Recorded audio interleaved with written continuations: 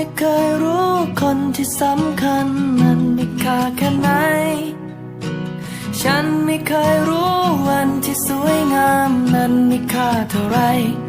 ไม่เคยรู้เวลาที่เรามีกันนั้นดีเท่าไร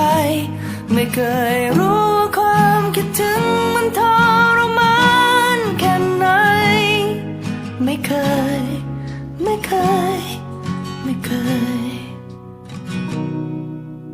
เราจะคิดถึงคนที่สำคัญเมื่อต้องจากกันไปเราจะคิดถึงวันที่สวยงามเมื่อเวลาผ่านไปจะคิดถึงเวลาที่เรามีกันเมื่อเธอต้องไปและตอนนี้